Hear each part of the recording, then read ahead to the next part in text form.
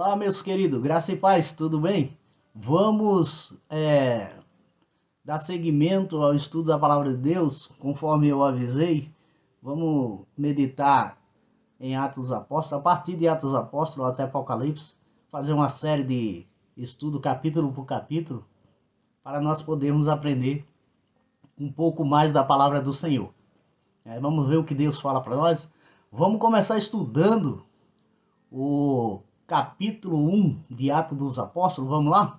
Veja o que a Escritura diz em Atos dos Apóstolos, capítulo de número 1, até o versículo 3. Fiz o primeiro tratado, ó Teófilo, acerca de tudo que Jesus começou não só a fazer, mas a ensinar, até o dia em que foi recebido em cima, depois de ter dado mandamentos pelo Espírito Santo aos apóstolos que escolhera, aos quais também, depois de ter padecido, se apresentou vivo com muitas e infalíveis provas, sendo visto por ele por espaço de 40 dias e falando das coisas concernentes ao reino de Deus.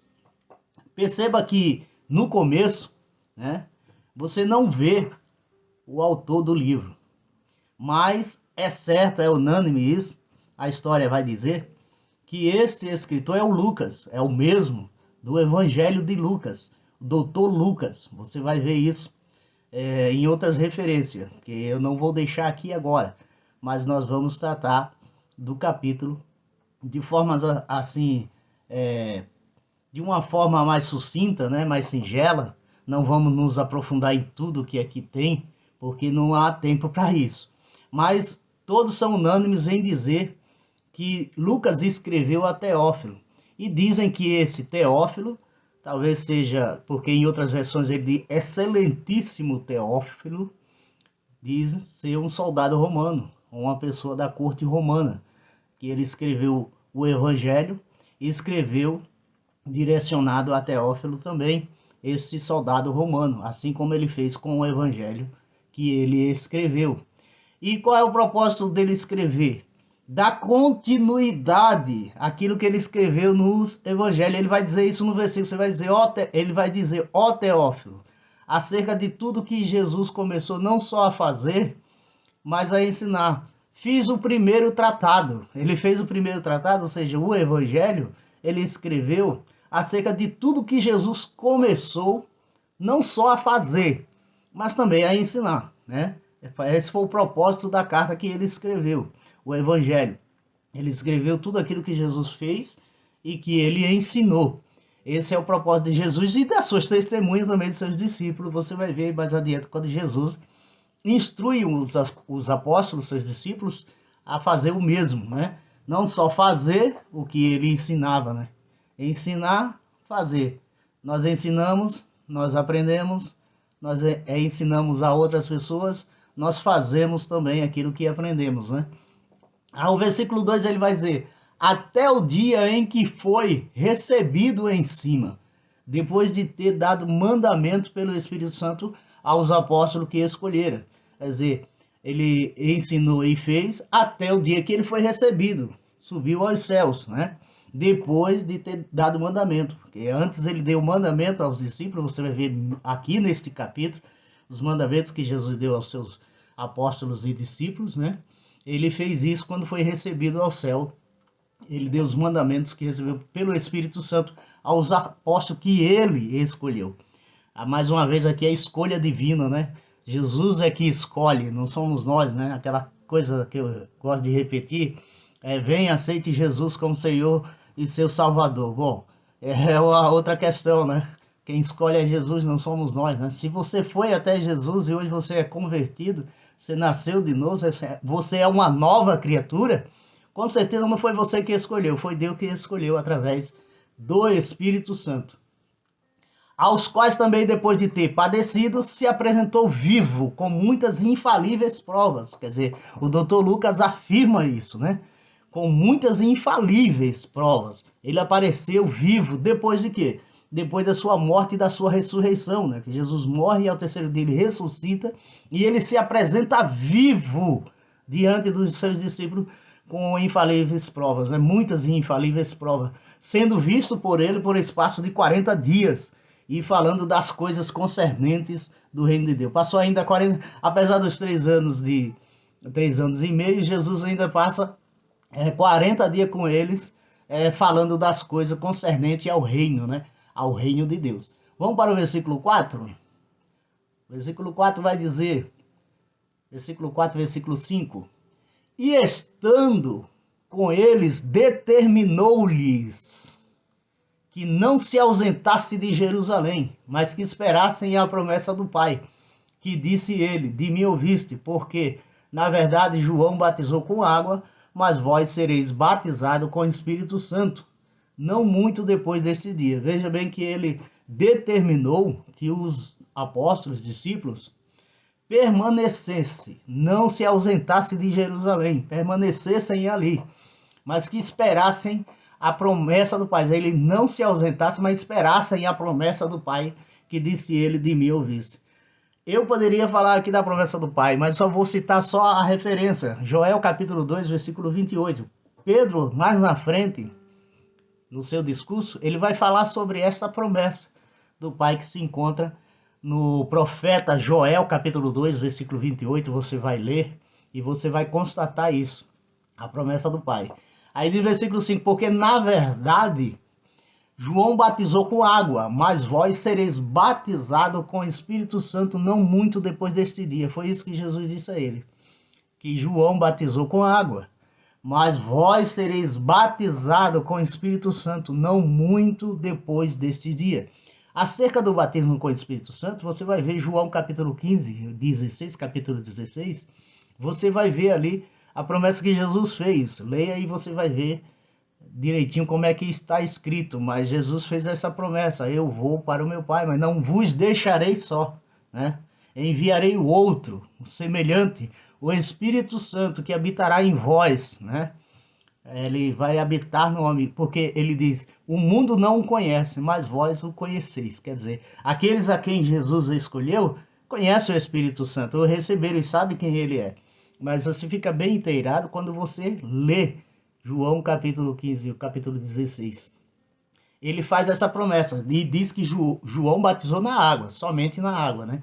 Mas ele, o próprio Jesus, batizaria nós, ainda batiza no Espírito Santo. Cada um tem a sua experiência com esse batismo. Eu tenho a minha, não vou contar aqui agora, já falei alguma coisa, talvez, em algum dos vídeos.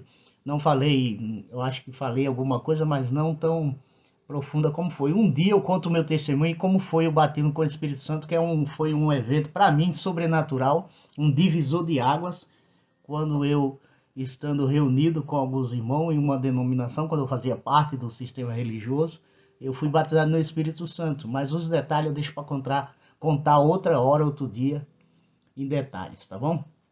Vamos lá. E o interessante é que ele disse, não muito desses dias ele iria batizar, né? Porque ele já estava perto de ascender aos céus, de subir aos céus, ir para de onde ele veio, né? Ir para onde ele estava um dia, né? Aí ele faz aqui uma pergunta, aqueles, pois, que se haviam reunido, perguntaram-lhe dizendo, os discípulos perguntaram, olha que interessante isso aqui. Aqueles, pois, que se haviam reunido, aqueles que estavam reunidos, os discípulos com Jesus Cristo, perguntaram-lhe dizendo, Senhor, restaurarás tu neste tempo o reino de Israel? Perceba que os discípulos, eles imaginavam que Jesus ia restaurar o reino a Israel, porque o Israel era subjugado aos romanos, né? Eles estavam ali debaixo da poderosa mão dos romanos, né? Eram subjugados, era como escravo, a exemplo do povo de Israel no Egito, né? Quando viraram escravos de Faraó. A exemplo disso, nesta época, neste tempo, Israel estava sendo subjugado pelo Império Romano. Então eles esperavam que Jesus viesse como um líder político, né? Que iria salvar eles das mãos dos romanos. Era isso que eles esperavam. 3 anos e meio e ainda tinha dúvida acerca dos ensinamentos de Cristo. Agora veja o que Jesus responde para eles no versículo 7. E disse-lhe, não vos pertence saber os tempos ou as estações que o Pai estabeleceu pelo seu próprio poder. Quer dizer, ele disse, é como se dissesse, não vos preocupei com o dia de amanhã, não vos pertence saber. Não é necessário, não tem para que vocês saberem, não há necessidade de vocês saberem os tempos ou as estações que o Pai estabeleceu pelo seu próprio poder. Deus, o Pai, ele já estabeleceu pelo seu próprio poder tudo o que vai acontecer, ele sabe o que vai acontecer, as coisas vão acontecer. O que nós devemos fazer é confiar em Jesus Cristo, somente confiar nele. Confiar que todas as suas promessas serão cumpridas. É só isso, e não se preocupar. A gente vê hoje muitas pessoas preocupadas com o apocalipse, com o fim dos tempos, com a tribulação, né? Com o anticristo, preocupada com a guerra do Armagedon, com tantas coisas, são tantas pessoas que estudam escatologia, preocupadas, discutindo e às vezes até perdendo as amizades, faltando com respeito com os irmãos, acerca daqueles que uns acreditam que a tribulação, nós seremos arrebatados antes da tribulação, outros no meio da tribulação, outros depois da tribulação. E Jesus dá uma dica aqui, ó, não vos pertence saber os tempos e as estações. Nós sabemos sim que são sinais, isso é certeza. Tudo que acontece neste mundo, e haja visto o que está acontecendo hoje em dia, né? Que existe aí uma iminente guerra mundial, né? Assim segundo os especialistas dizem, né? São sinais, são simplesmente sinais, né? Isso aí é para nos deixar alerta de que está próximo a vinda do Senhor. Mas saber qual vai ser o dia do arrebatamento, o início da Terceira Guerra Mundial, o início da tribulação, ou o dia do arrebatamento, isso aí é perda de tempo, né? É desobedecer ao que Cristo disse, né? Não vos pertence saber os tempos e as estações que o próprio Pai, né? O Pai estabeleceu pelo seu próprio poder. Aí ele diz, mas, o importante está aqui, mas recebereis a virtude do Espírito Santo, que há de vir sobre vós, e ser-me-eis testemunha, tanto em Jerusalém, como em toda a Judéia e Samaria, até os confins da terra. Quer dizer, o que Jesus quer que nós realmente sejamos é testemunha. Só isso, não se preocupar com os tempos e estações, né? Não se apegar a isso, ao que vai acontecer no fim dos tempos, mas ser testemunhas, né? Eles, na sua época, foram fiéis, foram testemunha. Todo o livro aqui de Atos nós vamos ver isso. Depois surge Paulo, né? Nós vamos ver mais à frente, capítulo 9. Surge Paulo, que não estava neste meio aqui. Paulo não estava aqui, porque não era convertido ainda, era um perseguidor da igreja do Senhor em Jerusalém. E ele em outras terras, em outros lugares, mas ele era um perseguidor. Paulo não estava. Mas a estes, Jesus deixou claro: não vos pertence, né? Saber tempos e estações, não se preocupem com isso. O que vocês devem se preocupar é com isso aqui, ó. Mas receberei a virtude do Espírito Santo que há de vir sobre vós. E ser-me-eis, ou seja, vocês serão minhas testemunhas, tanto em Jerusalém, como em toda a Judéia e Samaria e até os confins da terra. Este era o propósito de Jesus enviar os seus apóstolos e discípulos, ser testemunha. E hoje nós somos estas testemunhas que dá continuidade a Atos dos Apóstolos. Eu falo Atos dos Apóstolos, né? Mas a verdade é que, se todos também são unânimes, reconhecem isso, que os atos aqui deviam ser atos do Espírito Santo, porque é o Espírito Santo, depois que ele os recebe, nós vamos ver, depois que ele recebe a promessa feita por Joel, né, no capítulo 2, eles passam a ser testemunhas, né? Testemunha. Chegar a um ponto de receber a palavra de Deus de forma tão séria, de uma forma tão completa, que eles deram a própria vida como testemunha, porque a maioria morreram como mártires, né?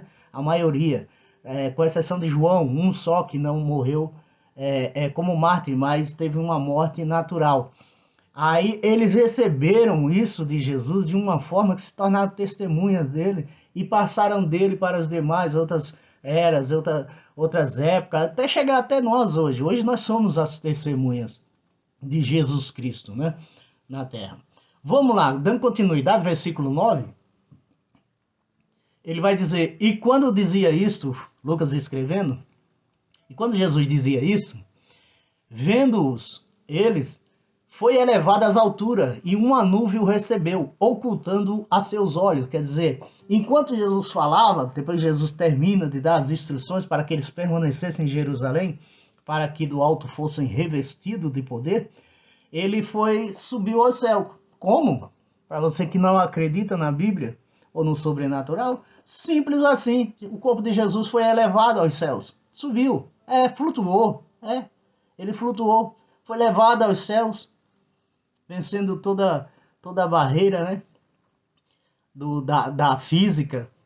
Ele foi elevado aos céus, subiu, e eles olhando, e ele subiu até que chegou às nuvens e desapareceu dos seus olhos, eles não conseguiram ver.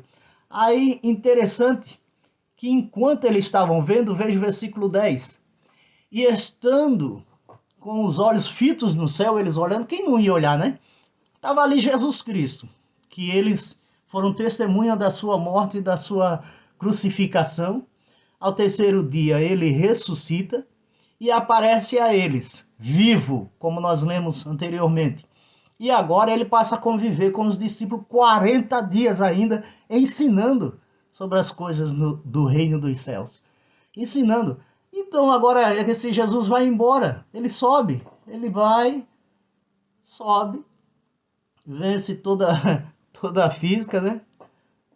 Toda forma de gravidade. Ele sobe, desaparece nas nuvens e eles ficam olhando, atônitos, né? Assim, eles ficam perplexos olhando para o céu, porque aquele Jesus que estava aqui com os pés em terra agora não está mais. Está subindo, desaparecendo. Aí o interessante é esse versículo 10, que estando ele com os olhos fitos no céu olhando, enquanto ele subia, eis que junto dele se puseram dois homens vestidos de branco. Alguns dizem que são anjos, né? Mas vestidos de branco, dizem que são varões vestidos de brancos. Chegam ao lado deles e dá a eles uma boa notícia, né? Que isso aqui deve ser guardado em nossos corações. Nunca esqueça disso aqui, do que esses homens disseram. Imagine você, eu imagino eu nesse dia, né? Estando lá, né? E vendo Jesus subindo ao céu. Aí é preocupação, depois de 3 anos e meio convivendo com eles. E Jesus disse que vai morrer. Eles entristeceram porque Jesus ia ser entregue aos romanos e ia ser morto. Mas ele deixou certo de que ao terceiro dia ele ressuscitaria. E foi o que aconteceu. Ele ressuscitou ao terceiro dia. Passa a conviver com ele. E agora vai embora dessa maneira. Eles ficam tristes, né? Eles ficam abalados com essa informação. Sabendo que Jesus vai embora, né? Mas só que Jesus tinha feito a promessa de que eles não ficariam só.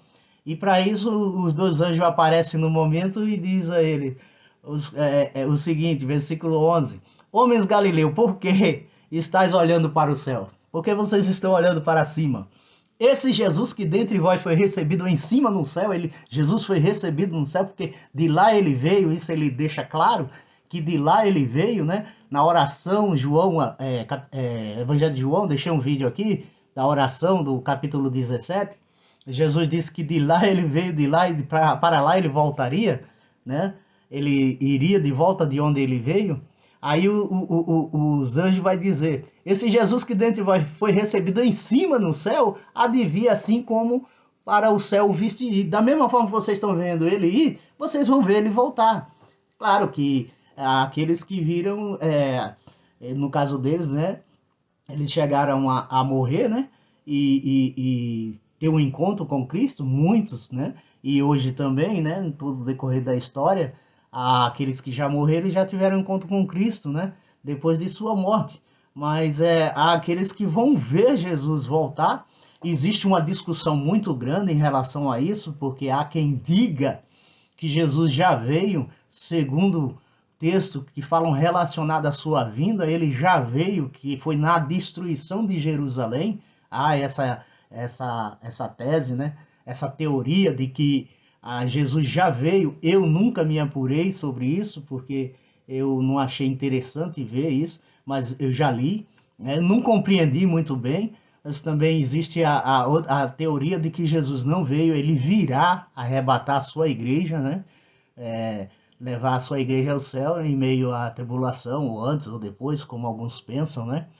E há essa teoria de que Jesus já veio nos anos 70, quando Jerusalém foi invadida pelo general Tito, né? E destruída. E existem muitos relatos de muitos fatos que ocorreram na invasão de Jerusalém, né? Na destruição de Jerusalém, e alguns afirmam que Jesus já voltou, conforme essas palavras aqui que foi prometida a eles, como os varões disseram, esse Jesus que dentre vós foi recebido em cima no céu, há de vir, assim como para o céu viste ir. mas não diz que eles viriam, né? Que eles iam ver. Mas diz que assim como Jesus foi ao céu, ele voltará. Agora, se já voltou, eu não sei, não posso dizer aqui, né? Há quem diga, se você sabe alguma coisa, deixa aí nos comentários. Há quem diga, e eu tenho textos aqui que as pessoas que acreditam nessa teoria deixam um texto claro de que Jesus veio nesse tempo. Bom, mas isso não importa. Importa que nós estamos aqui, o nosso dever é ser testemunha dele, né? Então os varões lá, os anjos, falaram para os discípulos que ele viria da mesma forma que ele subiu ao céu. Então, depois daí, depois que eles já estavam certos, né, de que Jesus foi, agora eles vão obedecer o que Jesus disse, que eles permanecessem em Jerusalém.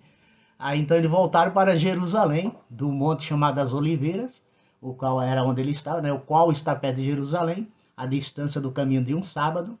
E entrando, subiram, depois de receber, né, e entrando, subiram ao cenáculo do templo, porque ainda existia, né, onde habitava Pedro, Tiago, João e André, Filipe, Tomé, Bartolomeu, Mateus, Tiago, filho de Alfeu, Simão, o Zelote e Judas, irmão de Tiago. Diz que quando habitavam ali, eles estavam ali, né? Não vou entrar aqui em pormenores a respeito se era residência ou não, mas o cenáculo, acredito que seja o cenáculo do templo, onde eles estavam, né? O versículo 14 vai dizer: todos estes perseveravam unanemente em orações e súplica com as mulheres e Maria, mãe de Jesus, e com seus irmãos. Estavam ali, né? Maria, mãe de Jesus, né? Tava os seus irmãos também, né? E todos os discípulos ali, né, estavam com ele. Vai dizer aí que cerca de 120 pessoas estavam juntos orando, né? Perseverando em oração e súplicas, né? Aguardando, né, a descida do Espírito Santo.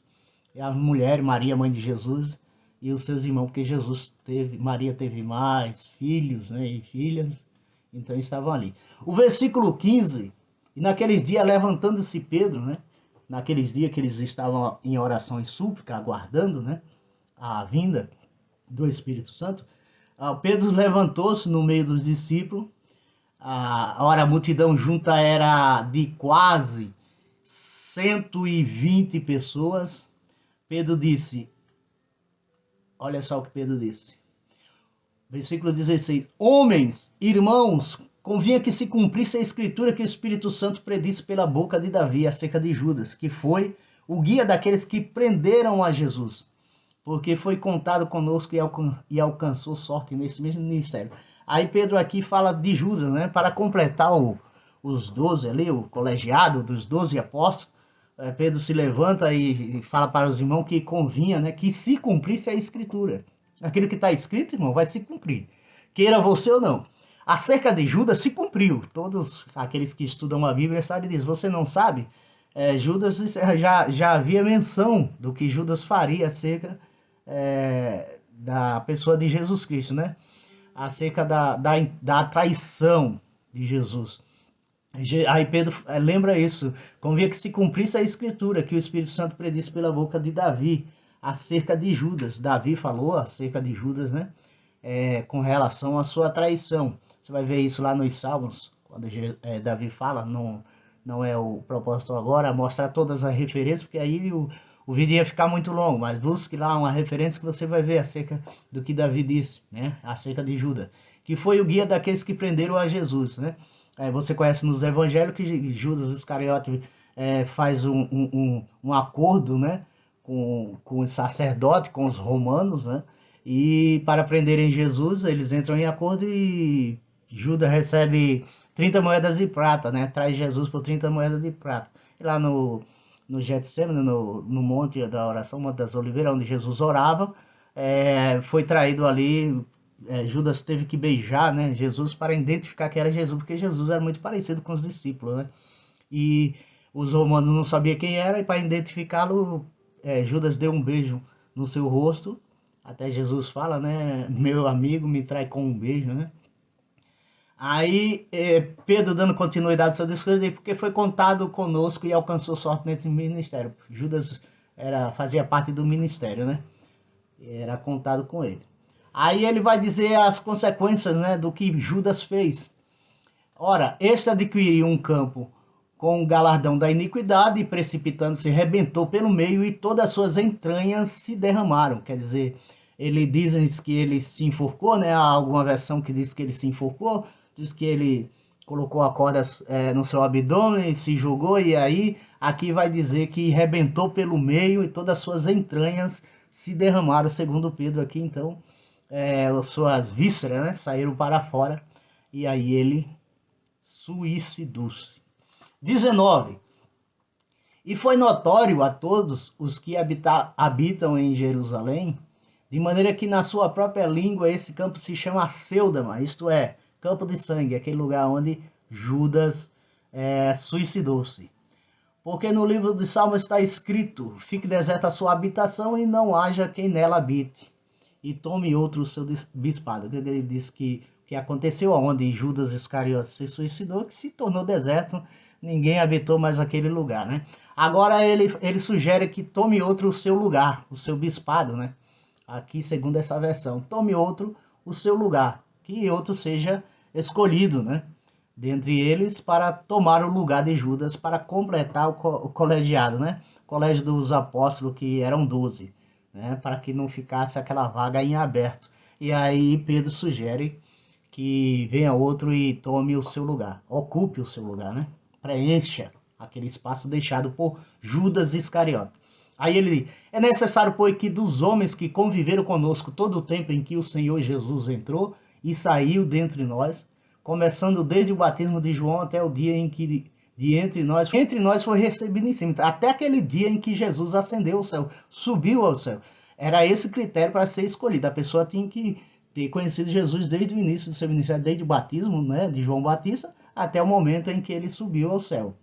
Um deles se faça conosco testemunha da ressurreição, e que também tenha sido testemunha da ressurreição, que viu Jesus, né, após a sua ressurreição. Aí eles foram lá e sabiam que existia dois, e apresentaram os dois. José chamado, versículo 23, viu? José chamado Barsabás, que tinha por sobrenome o Justo, e Matias. Apresentaram esses dois. Aí o que foi que eles fizeram? Eles fizeram aquilo que todos nós deveríamos fazer, né? Antes de tomar uma decisão: orar. É o que nós devemos fazer, orar. Toda vez que for tomar uma decisão, orar. Seja lá para o que for na vida, né? Muitas das vezes nós se decepcionamos, né? Nós sofremos, padecemos situações terríveis porque não oramos para tomar uma escolha, né? Aí o que é que acontece? Versículo 24 e 25. E orando, olhe para a tela, e disseram: Tu, Senhor, conhecedor dos corações de todos. Jesus conhece o coração de todos, né? Então sabe quem é aquele que vai servir realmente e aquele que não vai servir, né? Conhecedor dos corações de todos. Mostra qual destes dois tem escolhido. Tinha dois ali, né? Aí fica aquela indecisão, né? Para que eu não tome uma decisão baseada nas minhas emoções, né? Naquilo que eu admiro na pessoa, porque hoje em dia no ministério atual, nas igrejas, que se dizem igreja de Cristo hoje, atualmente elas são assim, né? Elas vão muito pelo critério do que a pessoa tem, né? Do que a pessoa vai oferecer a eles, né? Muitos pelas emoções, né? De conhecer uma pessoa que tenha um valor aquisitivo maior, né? Eles são escolhidos, né? Mas a verdade é que não é assim, né? Aqui, para ser apóstolo, precisava conviver com Jesus. Não era pela emoção, era pela oração, né? E muitos hoje já não fazem mais isso, já não oram para tomar decisões, seja no ministério eclesiástico, né? No corpo de Cristo, seja lá onde for, denominação que for, né? Sistema religioso, onde for, não oram para pedir a Deus a direção para iniciar um trabalho, né? E eles oraram aqui, né? E Pedro deixa bem claro que o Senhor conhece, é conhecedor do coração de todo. Aí ele pergunta: mostra qual destes dois tem escolhido. Porque quem escolhe é Jesus, né? Hoje em dia você percebe que quem escolhe é o homem, né? Por isso que tantas brigas, tantas confusões, tantas intrigas dentro das denominações do sistema religioso, né? Porque é o homem que escolhe, e você percebe que a pessoa não tem nada para oferecer, não tem os dons necessários para aquele trabalho, mas está ali ocupando um espaço que foi privilegiado, né? Por causa do bem, as suas posses, né? E isso favorece aqueles que têm mais, né? Daqueles que têm menos. Aí o versículo 25, Jesus vai dizer: o Pedro vai dizer, para que tome parte nesse ministério e apostolado de que Judas se desviou para ir para o seu próprio lugar. O propósito era isso, ocupar o lugar de Judas. E para finalizar, nós vamos finalizar por aqui, para o vídeo não ficar muito extenso. Eu quero deixar amanhã o capítulo, a sequência, né? Capítulo 2. Ele diz, e lançando-lhe sortes, caiu a sorte sobre Matias, e por voto comum foi contado com os 11 apóstolos. Lançando-lhe sorte aqui, até agora eu não sei, não estudei acerca de que se eles usaram pedra ou tal, ou se todos oraram e depois fez uma votação democrática, né? Todos votaram, né?